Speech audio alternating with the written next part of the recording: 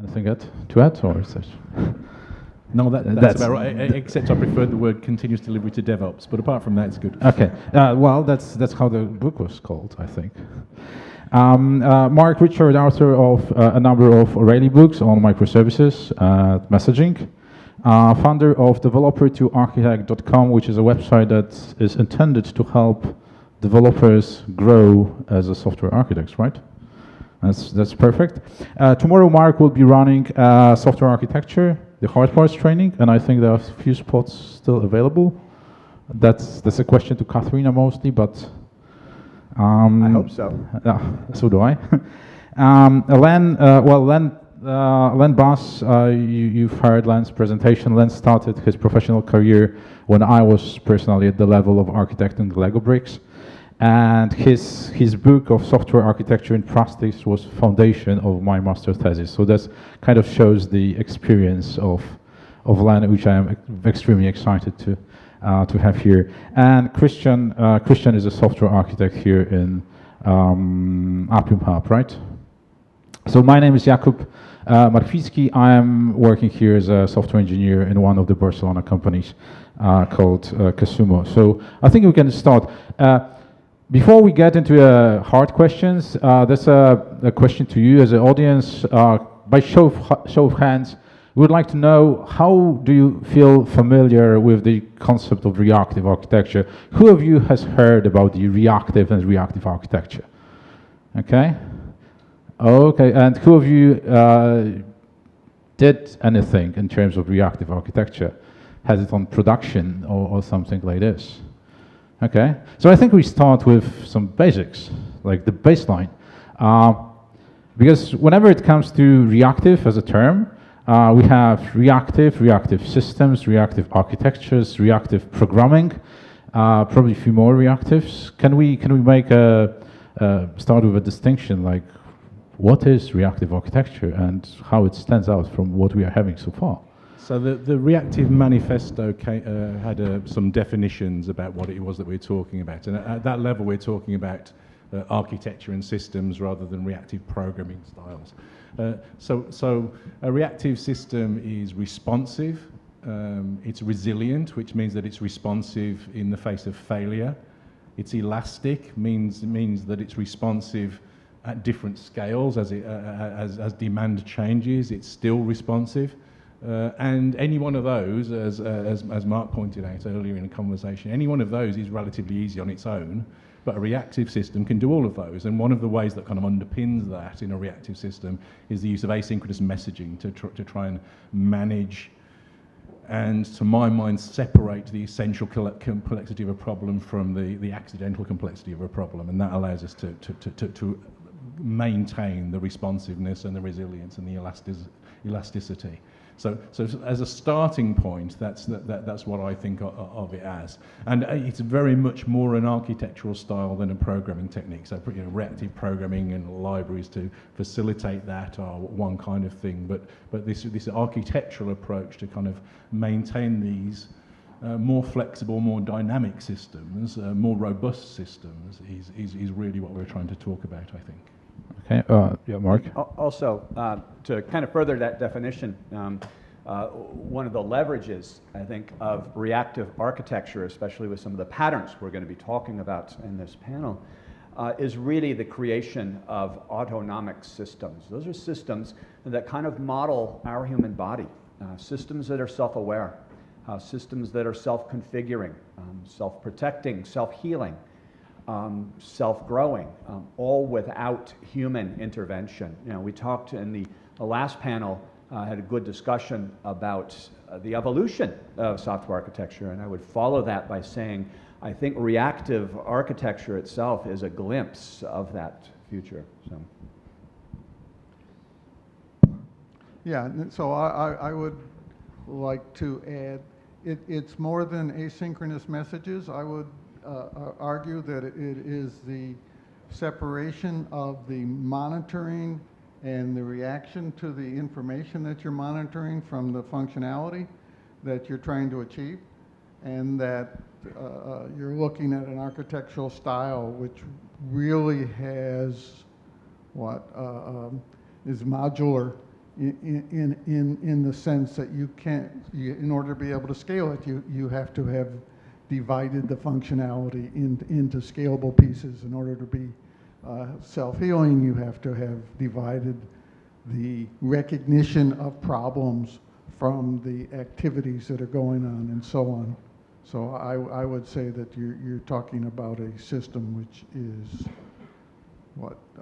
very modular in terms of its different activities.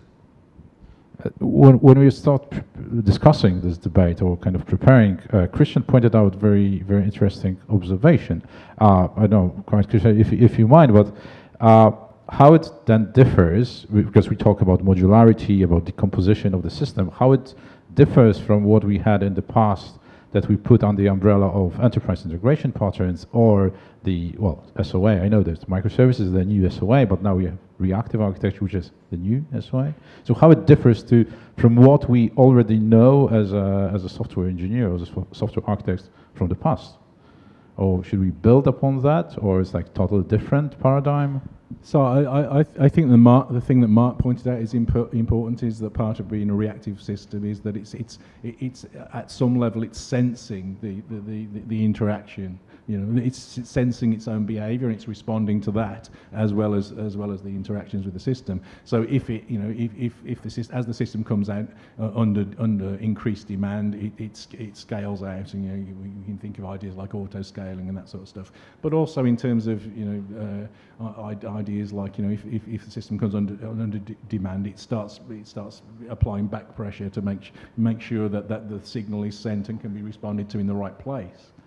So it's those sorts of behaviours that I think differentiate this. I think Len's point is important as well in terms of he's talking about the monitorability, but I think it's broader than that. I think if you know, one of the techniques, one of the reasons why I mentioned the importance of asynchronous messaging from my point of view is because what that gives you, it gives you an opportunity to really remove nearly all of the accidental complexity from these little bubbles of behaviour that form the application.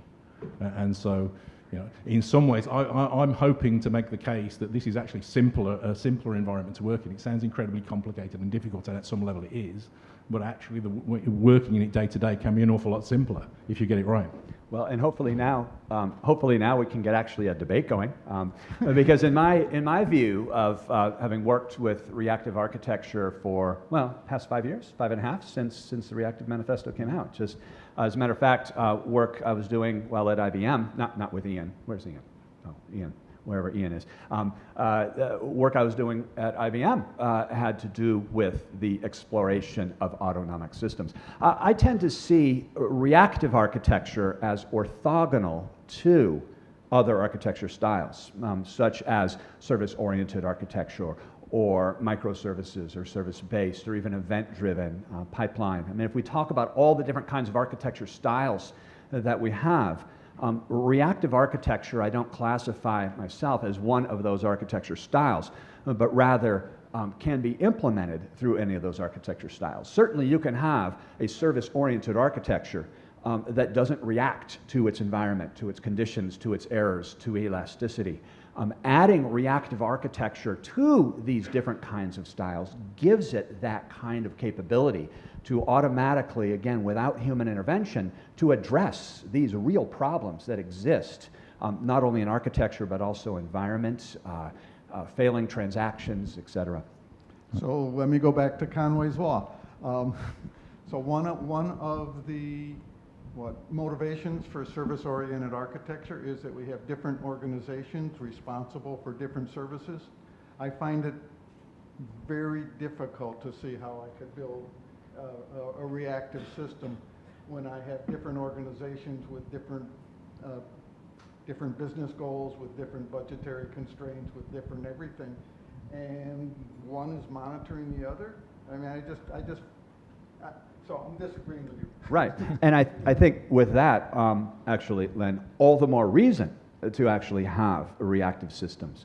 You see, when you talk about the distribution of different parts of the system owned by different kinds of parts of the organization, we start to lose a lot of the control and monitoring and stuff of that from a manual human intervention piece.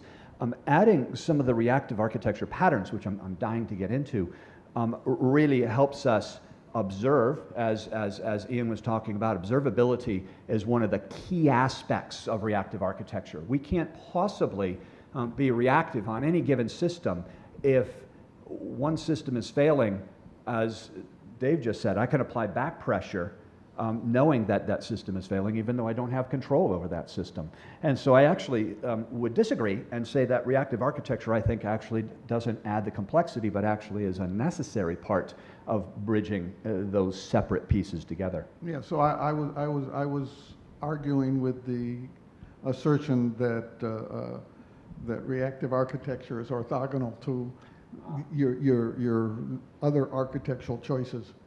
And so I was using the SOA as a counterexample.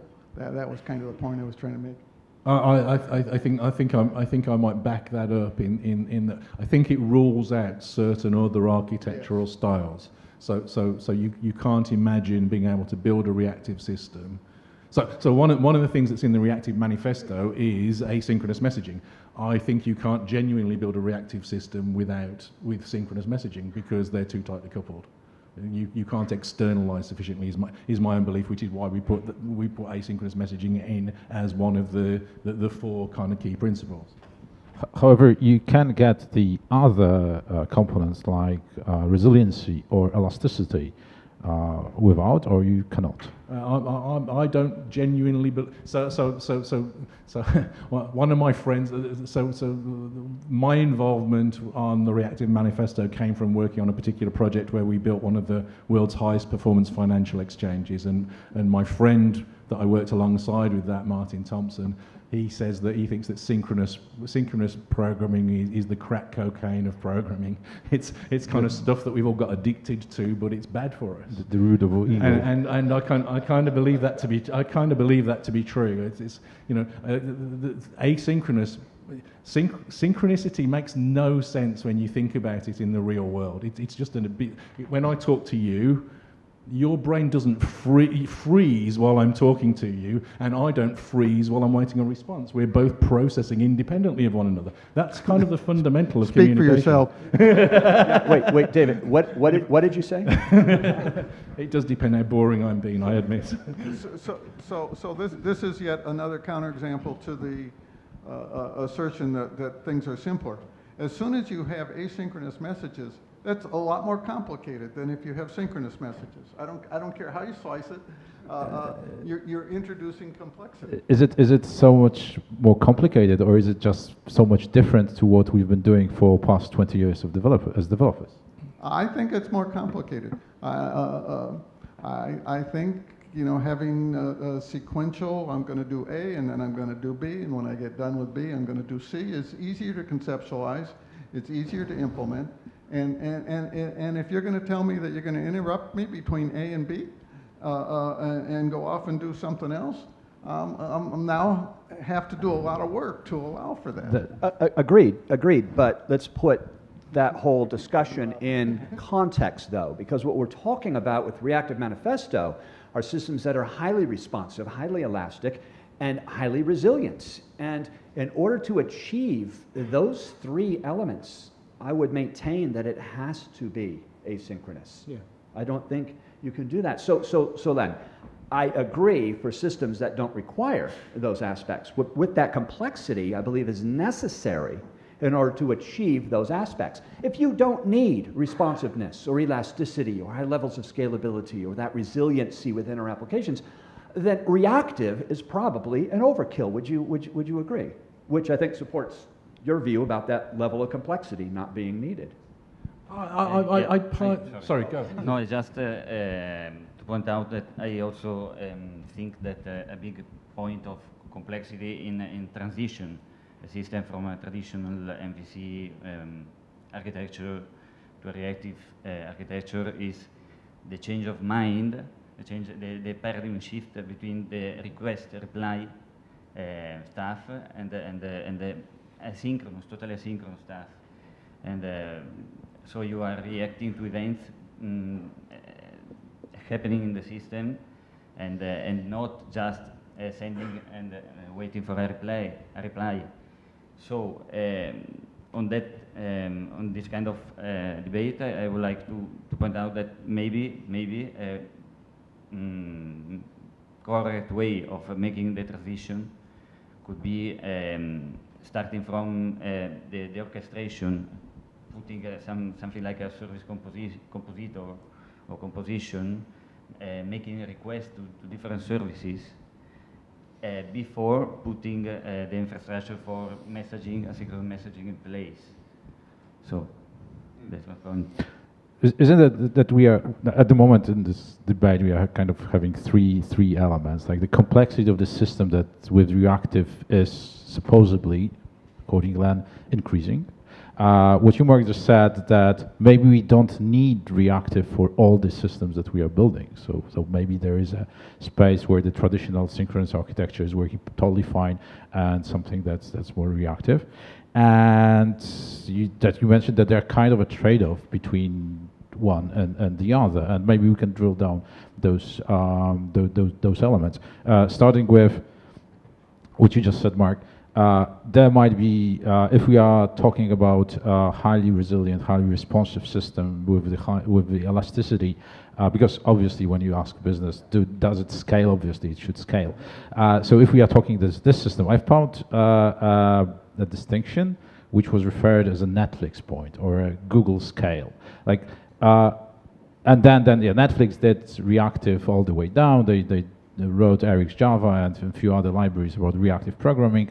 That was the scale for a reactive system. Is my system that scale? How can I answer that question? Is what I am building at the moment that scale that I will need reactive, and how can I sense it? How can I probe it that, yeah, reactive as a way of building this system is something that I was going to need, or neglecting that will kill me in the future? Yeah. Well, so to kind of first answer that, I'd really like to clarify the difference between elasticity, what Dave was talking about in the definition, and overall scalability.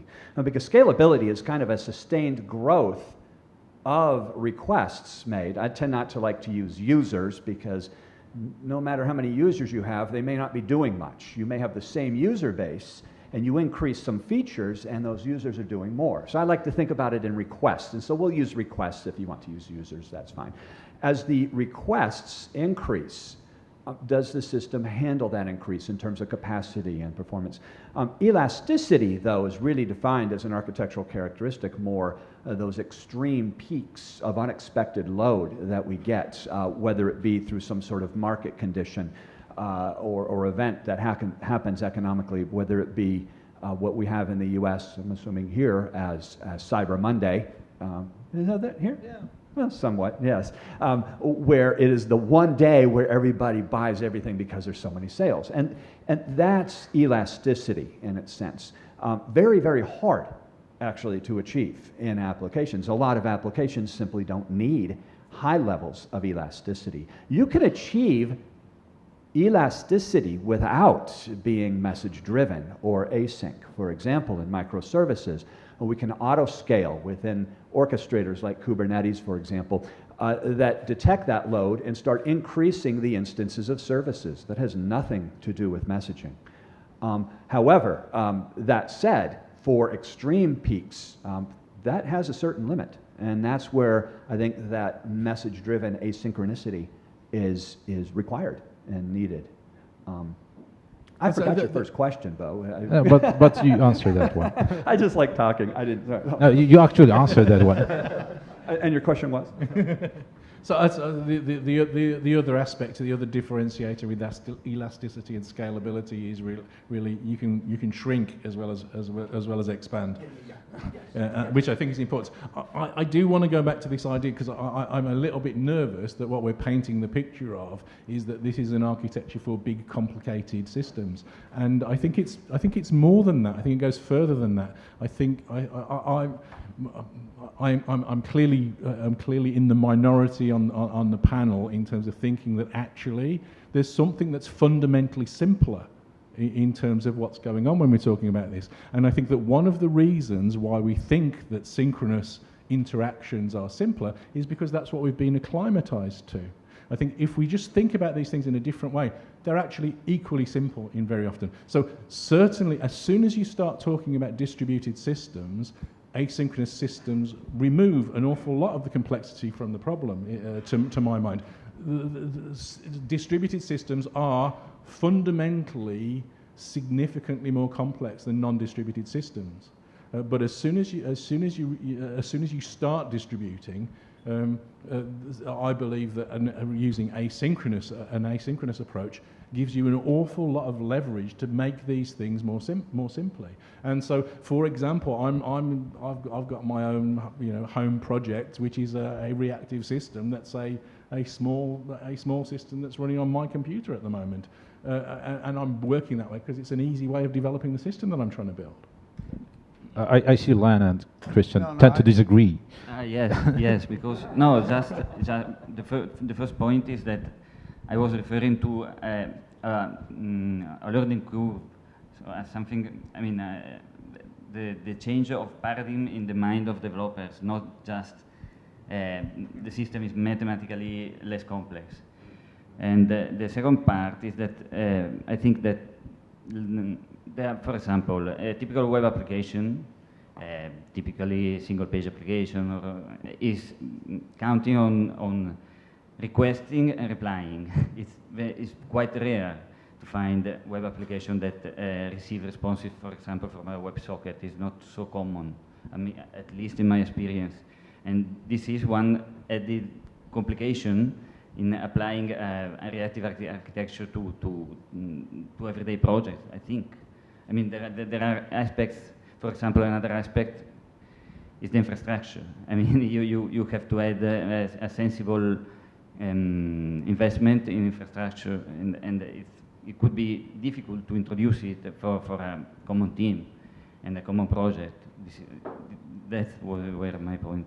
I think there's some really interesting points in there. So first of all, you're absolutely right that the cultural environment in which you're operating this, most of us developers are not used to thinking in asynchronous patterns, and that's a problem. But I think that when you get there, it's easier. Also, the infrastructure on which we lay, HTTP is a request response protocol, so building asynchrony on top of there is absolutely doable. And you build much nicer web UIs when you treat it as an asynchronous route and you ignore the response bit. but that's not the normal patterns that we're familiar with. So I do agree with what you're saying.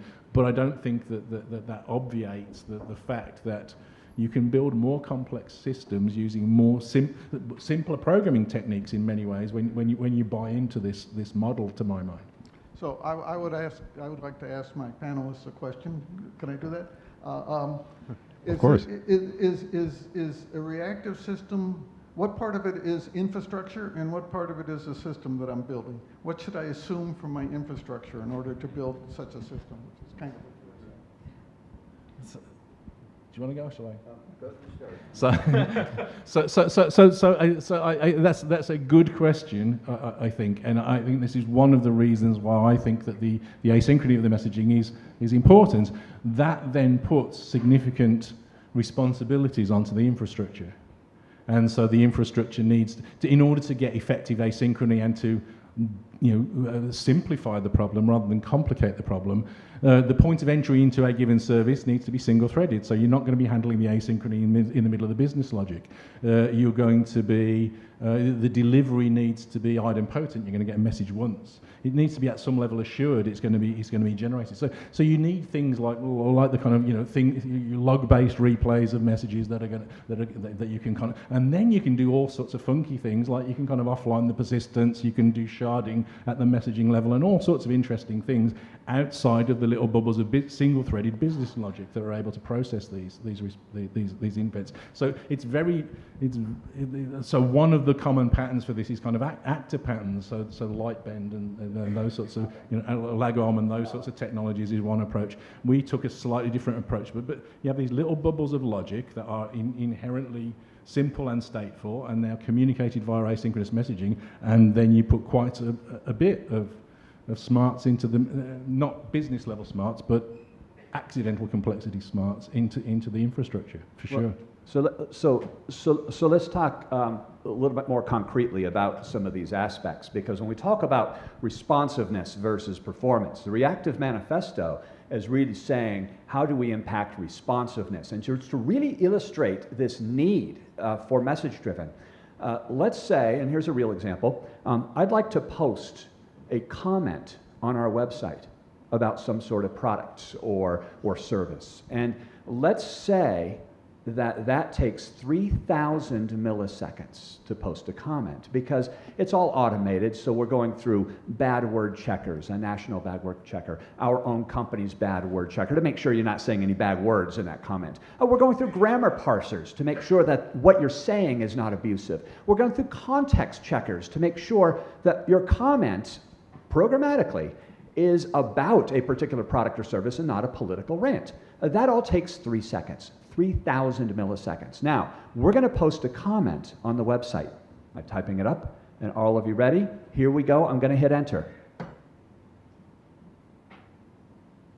Thank you for your comment. That was a lot of dead space, and I can't believe that you wasted 3,000 milliseconds of my day. I'm a busy person.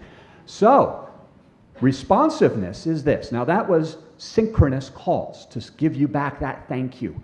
Let's do this with asynchronous messaging. I'm going to hit enter. Thank you for your comment.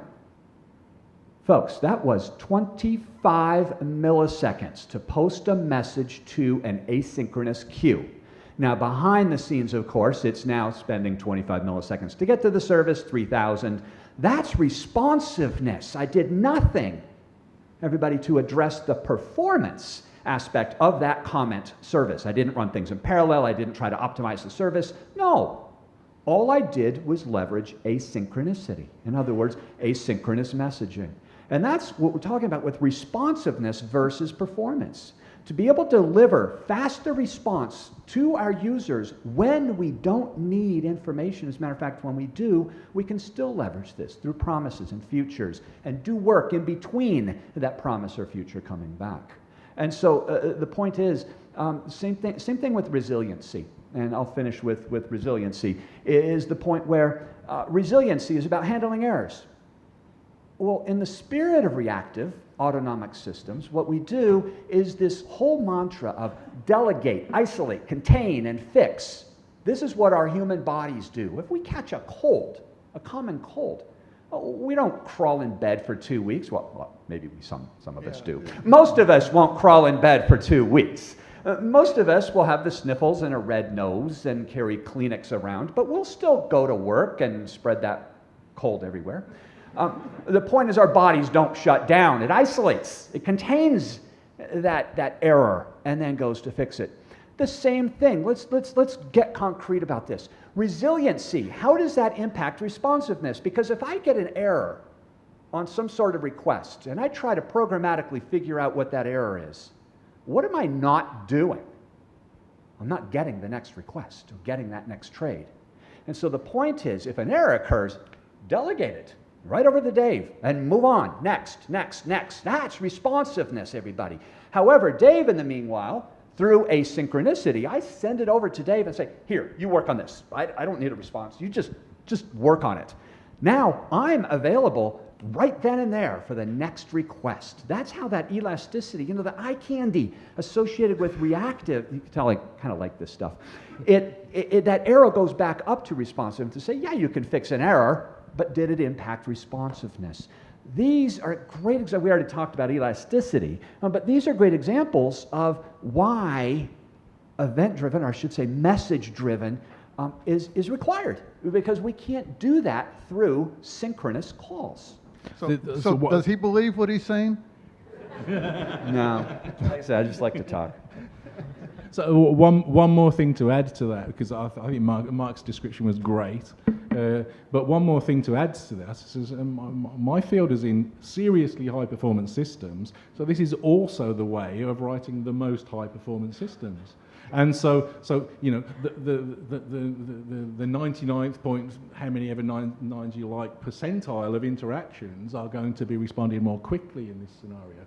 The fact is that I can send a message to Mark and say, do this thing, And at some point, I'm probably going to get a response back, but that point doesn't matter whether it's microseconds or nanoseconds or days or weeks. I am not tied to that, to the timeliness of that response, and that gives me flexibility too, to both be very high performance but also very resilient. So what I'm hearing, so there's a question as to what kind of systems does resilience require resilience. And what I'm hearing is that it's high performance systems. It's high performance and high load systems. No. So let me use one of Owen's example. Okay, so I have a control system that runs off of a sensor that's embedded in my thermostat. Okay, how am I going to scale my thermostat? You know, and it works at a certain speed. How do I make it faster? That's getting back to my point, is that's not the only dimension. They're also simpler. So the criteria is not high performance. High performance is one of the effects that you can gain, but they are distributed. And as soon as you're talking about distributed systems, these sorts of systems are simpler versions. Because as soon as you're talking about a distributed system, you've then got to worry about all of the ways in which it can screw up. And any sort of distributed system. So I think that the point at which you would genuinely say, is this a sensible architecture? Maybe if you've got a single process system. But so why would you do this kind of architecture then? You probably wouldn't. But any other kind of system. So let's just be clear. This is the way that our processors work. So at the core of a modern processor, it's a it's an asynchronous message passing driven process, and it uses protocols to manage the data. This is a fractal thing, so this isn't just about big, cloud scale systems. This is also about there's something fundamental here. There's something important, and I think getting. I know I keep bringing it back to the simplicity of the programming model, but I think that's very important. But that's because all of the complexity is hidden somewhere. Exactly, Len. Yes. So, yes. It's developer simplicity Yes. and architectural complexity. Yes. Will we concur? Yeah, I think that's, agree with. yes. So wow, we actually agreed on the debate. This is awesome. So it is simple, but it's complex. It's simple, but it ain't easy. No, there you go. Yes. And it depends on having an infrastructure that supports that complexity. I just want to reinforce the point that it is developer simplicity and architectural complexity. That is always true in any distributed system, and this is a simpler architectural complexity as well. What you describe is that you can handle high throughput, high volume, but what you mentioned, but we didn't cover, like we didn't drill it down, you can also scale down. Yes. So ultimately, if you have low volume, you can have better hardware utilization. You don't have to this CPU graphs that are no more than 5%, and your CPUs are just doing nothing. You can, or you can't. But what happens when you hide complexity like that, and Ian could give a lot of examples about distributed systems, is that every now and again it leaks through, and there's a problem, and you have to deal with it, which means that you have to understand the complexity, and that's not easy. So let's use an example of that, because my example of that comment illustrated the responsiveness. But what's the problem with my example is the fact that when I hit enter, thank you for your comment, I got a response in 25 milliseconds. What's my assumption? My assumption is that comment got posted on the website, or that trade got placed and is now being executed with a broker. That's the problem. That's the hidden complexity. Yes. And that's where certain reactive architecture patterns, such as the workflow event pattern, are able behind the scenes to capture that through delegation, isolation, containment. Let's say I do put a bad word in. Let's use a real example. I put a bad word in, a bad word. I'm not going to say any bad words, but I mean a bad word that you shouldn't use. I put that in the comment. Thank you for your comment. What's the very first thing that's going to happen, everybody? That comment service is going to say, nope, not allowed. And so delegate isolate that problem. I send it to a queue. Dave picks it up. This is the workflow event pattern when we start talking about patterns of reactive architecture. Dave gets that error and he says, I see the problem. Mark just put a bad word in there. Well, why don't I try to program? See, I can't get back to Mark, so why don't I try to programmatically fix that by putting little asterisks, stars, on that bad word, and then he resubmits it back up to that comment service. And all of a sudden the comment service says, well, there's a lot of stars, but there's no bad words, I'll accept this, posted. As far as I know, that error never occurred. I see asterisks and it's like, well, that's pretty cool. I'd rather have the bad word, but that's pretty cool. That's an example of complexity. It's necessary with the reactive architecture, because if we're going to be self-healing, and that's another illustration of self-healing systems, instead of sending it back saying, no bad words allowed, no, we try to programmatically fix it. That's resiliency. Okay, so let me carry through with that example. Okay. So you take your thing with the stars and you send it to a grammar checker. And the grammar checker says, oh, what the hell are these stars? I'm sorry, bad word. Bad word, all right. No. What are these stars doing? Probably what he meant was, and it makes up a word. And it puts it in.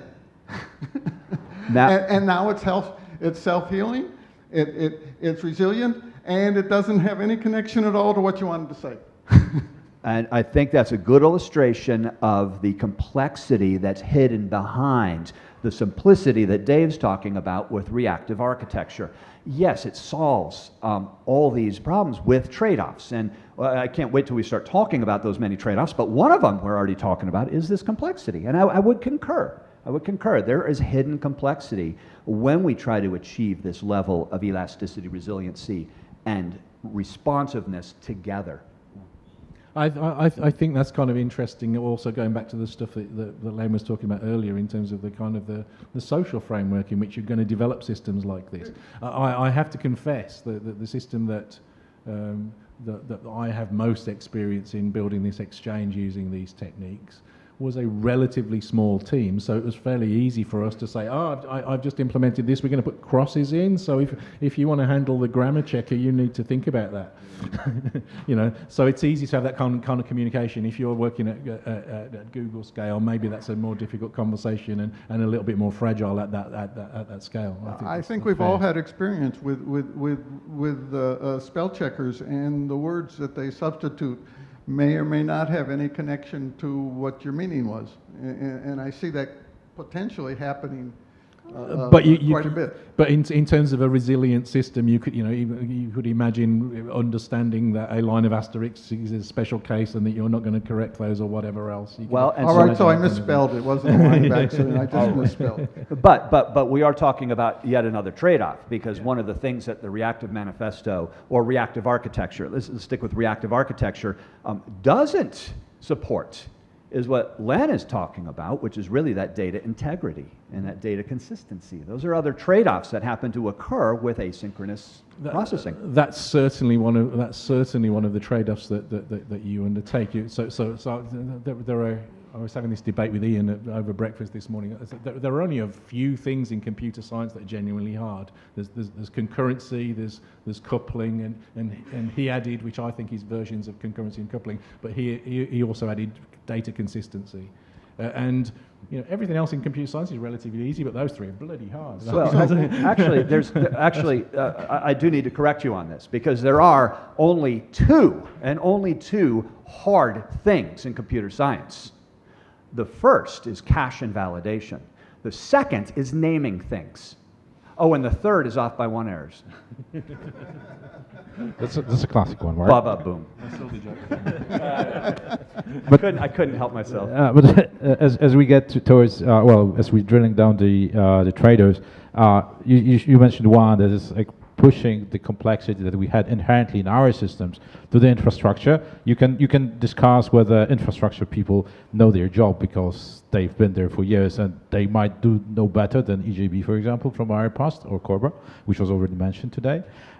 Then you have this awareness of business processes, because if you orchestrate those or you do those flows, you have to understand what are the business trade-offs, not only technical trade-offs of not handling the message, but how would actually business respond to not having this comment posted for a while, and will it be particularly relevant to their business or not? are there any other, like, because we tackled a lot of benefits. What any other? Let me put on my educator's hat. Ian isn't here, or I'd borrow his hat. At what point do we start to teach people about asynchronous? Now. I think mean, at age 5, at age 10, at age 15? I think it depends. Age 5. What in computer programming, I think it depends, because now I know a whole bunch of people who started their career with JavaScript and the browser, and they don't really have a concept of synchronicity, because all they know and all they learned so far was JavaScript, browser, and Node.js. Inherently, all the way down asynchronous. So I think it's very much depends where we are all the lines in here. Well, this is what Christian was just talking about. No, about just the mindset change. It is a paradigm shift. When we went from procedural code in C way back when to object-oriented back in '93 or whenever that was with C++, that was inherently a paradigm shift. In other words, that different way of thinking of saying, well, who's going to call this method? Well, don't worry about that. It's like, no, I need to worry about it. I need to visualize this flow. No, don't worry about it. Somebody will call it later. That was a paradigm shift. And I think what you were referring to, if you could talk a little more on that, was this paradigm shift of thinking in reactive terms. Yeah. Can you talk more about that? Yes, I was just pointing out, well, a little example. For example, I think anyone in this room is able to use a library. A library, typically you invoke some method, something that returns a value or something. So that's why we are so used to request reply, and we just translated the same concept into the protocol. For example, the HTTP protocol is inherently synchronous, and to the architectures. For example, I've seen personally many microservice architectures based upon HTTP requests between services. So the idea is that it's not a library, it's just another service acting as a library. That's a big problem for me, and that's the paradigm shift that we have to do. I mean, it's not a library, it's just another service which is subscribed to events I emit. That's the point for me.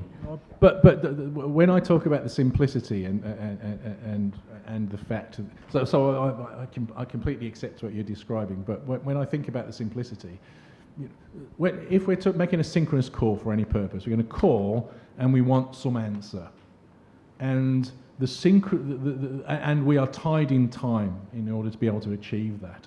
But if we just make the call and then sometime later we get an answer back through another message, that's the same. It's the same kind of thing. So as long as I divide up my logic, I have to confess I'm not a big fan of the reactive programming style where I mix all of these things together. I just want an input, and I just want to send a message, and I'm going to get another message which tells me the results, the answer, sometime later, and I'll process that when I get that. But in the meantime, you have to go and do something else, or it's synchronous, and going and doing something else gets complicated. Well, why? Because I just respond to another message. Yeah, because of why is it complicated? It's complicated because of the management of state. This gets into another one of these patterns that Mark's been talking about. So one of the very common patterns is that what is effectively you treat the state of the system as a little state machine. Each message comes in and modifies the state. So let's say I'm writing a piece of code that's going to order a book. So I have a message coming in saying order the book, and then I've got to go to the inventory service to actually check that there's really a book available to order. So I'm going to modify the state of my book to say it's in an ordering state, and then I'm going to send a message saying, are there any in the warehouse? And then sometime later it's going to come back and say, and it's going to change the state of the book to ordered. And in the meantime, I canceled the order. Yeah, so then you cancel the order. Now you get into compensation and consistency. And consistency, you're getting into a lot of complicated issues. Well, but they're all bits of business logic that are actually relatively straightforward. They're just Compensation is not relatively straightforward. Let's not talk about compensation. It's just, how about this? It doesn't exist in distributed systems. Well, there's What doesn't? compensation. Sure it does. Oh, it's the worst thing you could possibly do, Len. God almighty. I made an order, I put it in there, it's now 6 months later, I'm tired of waiting for my order, I cancel the thing, I want my money back, I mean, and you've gone ahead and spent it, and maybe you're even bankrupt, you know, I mean, life gets complicated. So it's a business problem rather than a technical problem. So you can just say, tell me the list of all of the books that are ordered and haven't been fulfilled in the last week, and then you can decide what to do with it. It's a business problem. So it's a problem in the problem domain. It's not a technical problem. So you've moved it out of the technical regime and put it into the problem However, domain. That's a good thing. To Len's point, though, Thank you. it adds complexity to the developer, because now, although I have simple constructs, I am adding a lot more code to address these issues we're talking about. Now, granted, I'm still with you, by the way, Dave, on your simplicity thing, because I do think the constructs that we use as developers, especially when we just create observables and subscribe to those, is, I think, a fairly simple model from a developer standpoint. However, I do think that now we're starting to talk about this inherent complexity because somebody has to code all these things we're talking about. And that's a lot it's not extra work, it's different work. I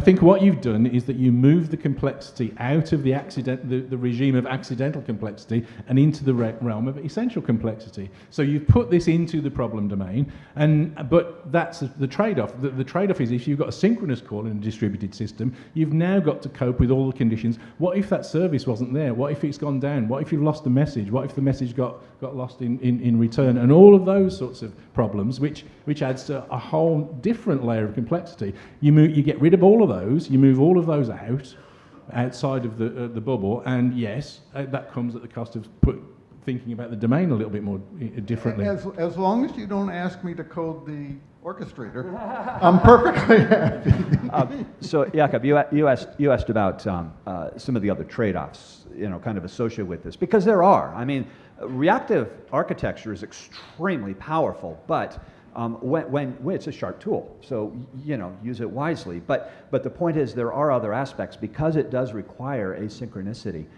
We've got loss of workflow control. So what you're talking about with this synchronous kind of step 1, step 2, step 3 is very controlled. I know exactly what's happening. But when we start moving into reactive architectures with asynchronicity, I really don't have control over that workflow anymore. I don't have state anymore. Len, you were talking about state. I don't really have state. I don't have deterministic workflows anymore. Now, these are all very powerful features, but they're also trade-offs. Data integrity, data consistency. When is the data going to be consistent? Eventually. Well, when? Just wait. It's the only word you can come up with. I mean, we don't know how long because we don't know what error handling is occurring. We don't know what's scaling or what's being elastic. And so these are the other trade-offs in my mind about that is really how's this one? When does the business transaction actually end? I'm going to do a catalog checkout. I'm going to buy that book, Len. I'm going to buy your book. Thank you. I'm going to buy a second copy of it. How's that? Is it still available? Yes. Okay, good. So I'm going to buy a second copy of Len's book. Everything's async and very reactive, but when is that purchase actually completed? Does anybody know? The electronic copy or the physical copy? Oh, the physical copy. Then I don't know. Then I don't know. Yeah, and so these are the trade-offs I think associated with adding this kind of power or capability to our architectures. So let me tell you what this is reminding me of, and this is an old man's comment. So it used to be that there were things called rule engines, and you had a rule engine that essentially ran off a blackboard, which is the kind of thing that you were talking about. And the rule engine approach ended up not working because of time and performance and complexity. And so what you're envisioning is essentially a kind of rule engine. Now it's not, it's not the traditional rule engine that people had, but No. but it's having a blackboard that maintains. Let's just be clear for a minute.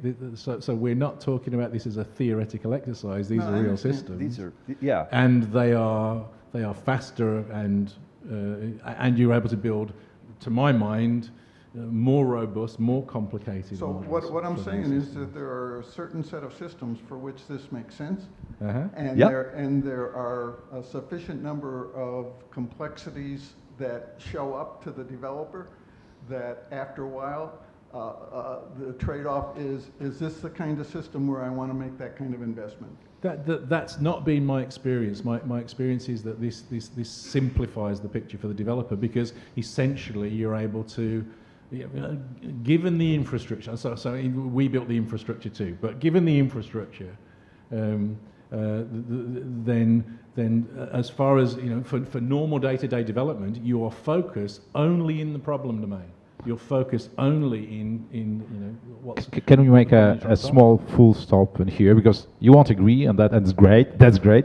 As we are getting slightly toward lunch, I treat it as a good opportunity to ask for a question, if there are any. If not, we can continue through our whole lunch, probably. I do appreciate that the previous panel was a discussion. This is a debate. Oh, yeah, this is definitely.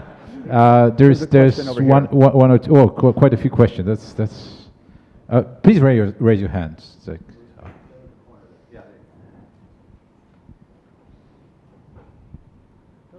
Hey. Sorry about that. I want to ask something very specific on mobile applications. Because we are talking about reactive patterns, what about the complexity of combining reactive pattern with other ones? For example, on Android, for example, if we are working with React Java or something like that, CPS or coroutines, even coroutines, do you think it's possible to do a wrapper about these libraries, about these patterns? Just because in Len's presentations, he said software have to be modifiable as a principle. So do you think it's a good idea to do a wrapper about the reactive patterns? So if I'm understanding your question correctly, you're referring to some of the frameworks that are used with Reactive and how those work in conjunction with other patterns and stuff. I think in my experience, a lot of the frameworks that we can use, RX Java, which you mentioned, Akka framework for Java, Meteor, Elm, Lightbend, all of these are good, fast ways of implementing the Scala programming language. As a matter of fact, RE Scala. I thought I considered Scala a reactive language because of its actor model, but now we have RE Scala, capital R, capital E Scala. Let's make a reactive programming language more reactive. It just adds some of the stuff we're talking about. I think my opinion and experience is that it helps us facilitate the implementation of these patterns in any kind of variety of architecture. But again, I maintain that these are really orthogonal to the patterns themselves. They're implementations of the pattern. For example, RX Java or Akka or Scala, and take any of these that have a Microsoft P, any of these actor models really facilitate the supervisor-consumer pattern of reactive architecture, which is maintaining that level of elasticity, those peaks and valleys of requests, while maintaining responsiveness. And so how long does a request take? 200 milliseconds. Is that for one user? Yeah. These frameworks, through the actor models and mailboxes, allow us to do 100 concurrent requests. How long does that take? 100 milliseconds. And that's what reactive is about. So I think they're really implementations, or ways, not implementations of the patterns. Let me rephrase that because that's important. They're ways of implementing some of the patterns we're talking about in reactive. They're not necessarily implementations of reactive patterns. So, yeah, but they are very helpful. But I want to just say one last thing about your question, because this is super important. Reactive architecture and implementing some of the patterns of reactive architecture do not require these frameworks. They do not require these languages. In many cases, I simply use RabbitMQ with Java or RabbitMQ and C#, and I can be just as reactive if you're using RxJava or Microsoft P. Yeah.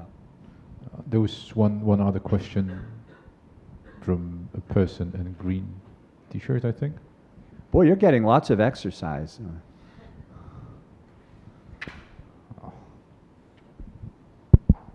Hi. Well, first of all, thank you for the discussion panel. It was amazing. I have here many notes. But I want to go back to the metaphor about hiding complexity. When you want to hide something, then first you need the object that you want to hide. Then you need a group of people that you want to hide that object from. And then you need a person that is the one that is hiding the object. So even though that you're hiding the complexity, someone in the company has to hide it. So that person will know that the complexity is still there. And then we are moving complexity from one group of people, which are developers, to another group of people that I don't know. And my question is, who is responsible of hiding and managing this complexity once that is hid? So I think that one answer to that question, if you're looking at getting some product to support the development of this kind of approach, is that the product vendor is going to hide some of that complexity from you. So you don't need to understand the details of building an assured delivery asynchronous messaging system in order to be able to take advantage of those properties. You need to understand the implications, which I think is the stuff that Len's talking about, and I think that's clearly important. So you need this is a software architecture conference. You need to understand the architectural compromises that you're making as a result of some of these choices, and understand how it fits into your problem domain. So that's, the team, while it's thinking about these little bits of business logic, need to have that in the back of their head about what this means, and that kind of leads you to worry about these issues of data consistency and those sorts of things. But I think in principle you don't really need to understand the nitty-gritty detail of how all of those things level at fine-grained detail. So when we did, so we were one of the We were one of the early versions of this kind of system when we built our exchange, and so we built the infrastructure from the ground up in order to facilitate this. So we did have people on the team that understood this at every level, and so that's probably a special case. But there are lots of people building very effective, successful systems with off-the-shelf versions of infrastructure. The Lightbend stuff is probably the most widely used one that I'm familiar with, but there are many more coming, RabbitMQ and many others. There are many more in development of these sorts of frameworks that take some of that need to understand the accidental complexity aspects of the problem away from us, and deliver those behaviours to us, so we can focus on the essential complexity of the problem. I think you've pointed to one issue, I would say, within the global scope of reactive architecture. I think some of the patterns, like the very common ones, like supervisor consumer, and to, if you see loads, spin up more services or spin up more receivers, whether a micro or macro standpoint, is usually contained within your domain, and so that's not usually an issue.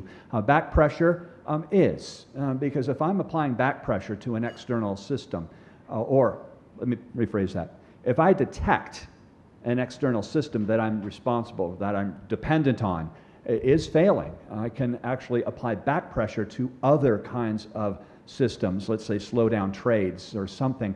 That does require this coordination between multiple departments, multiple teams, multiple divisions sometimes, as well as, I think the workflow event pattern of kind of handling the resiliency aspect is also kind of more self-contained. But you're pointing to one of the complex issues associated with that. And it is hard. It is hard because you are absolutely correct in your observation. We keep moving the complexity further and further down, and who's responsible for it? Ultimately, you need knowledge, as Len was saying, all of a sudden, of some of these patterns do require knowledge of all the systems.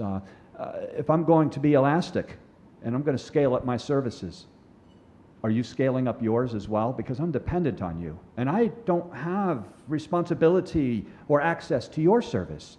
So I spin mine up, and I create 40 instances to be able to handle that peak load, and you've got 2 up there, boom, it's going to fail. And so, yeah, these are the complexities involved and the synchronization that's required between the domains, and that's difficult. As a matter of fact, in our workshop yesterday, we had quite a rabbit hole with this kind of discussion about the complexities of distributed architecture in general, and tying everything together through these sagas and workflows and asynchronous behaviors between them. So, yeah, it's a good observation, and it is one of the complexities. Any other questions? Oh, there is. That's going to be a long run. Just shout. The next one has to be from the very far left-hand corner in the back, okay? Hi. First of all, thank you for the debate. Very, very interesting. You were talking a lot about how reactive architecture simplifies the life of a developer. I can see this simplification when you are developing things, but what happens when you have to debug something?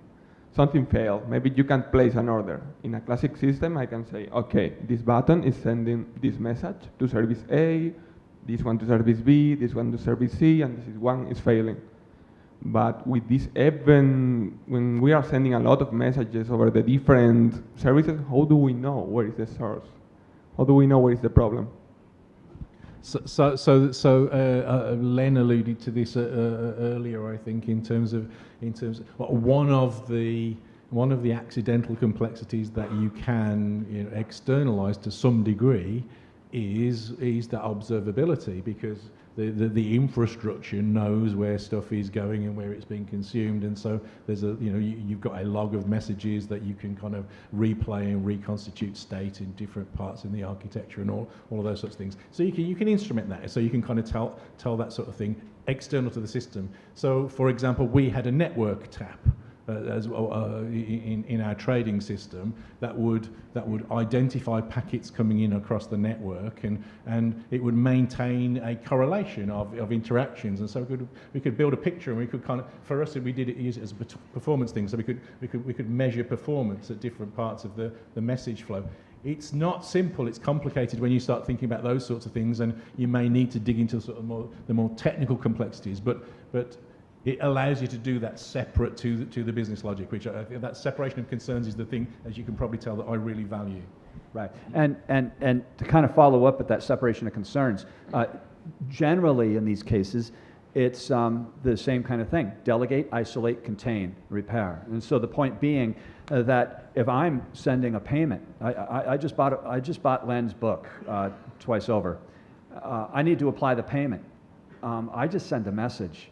If that payment can't be applied, it's not my responsibility. So generally in reactive kinds of systems, we have these silos where if you're, let's say that you're the payment service, I send a message to you. I'm kind of done. You let me know when the payment's applied.